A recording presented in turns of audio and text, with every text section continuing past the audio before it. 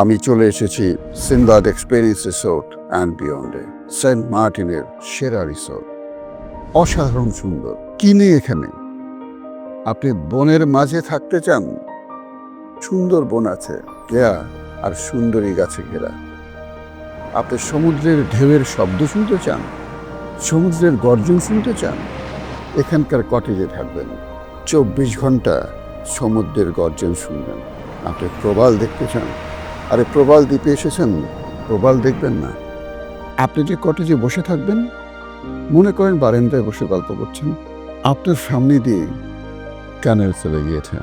যখন সমুদ্রে জোয়ার হবে, এই ক্যানেলে পানি আসবে, থই থই পানি। সেখানে মাছ দেখবেন, সামুদ্রিক মাছ।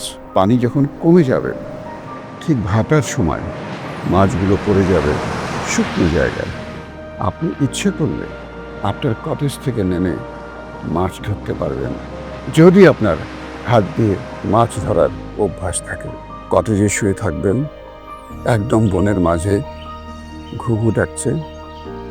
কটেজে শুয়ে আছেন, পাখি ডাকবে, ঘুঘু পাখি আর অন্য পাখি। সব পাখির ডাক আমি চিনি না, তাই বলতে পারবো না আরো কোন কোন পাখি ডাকবে। একেবারে বনের মধ্যে থাকবেন, এরকম একটি অনুভূতি। যা বলছি সব সত্যি, অবশ্যই বাড়িয়ে নয়। প্রতিটি কটেজ একদম আলাদা, বনের এক একটা ঝোপের মাঝে। সব কটেজ কিন্তু লাগানো না, একটি কটেজের সঙ্গে আরেকটি কটেজের কোনো যোগাযোগ নেই। প্রত্যেকটি কটেজ বিচ্ছিন্ন, কারণ পুরো রিসোর্টটি অনেক বড় জায়গা নিয়ে। অনিন্দ্য সুন্দর resort, Sinbad experience resort and বিয়ন্ডে আসুন, সত্যিকারের ইকো রিসোর্ট দেখে যান।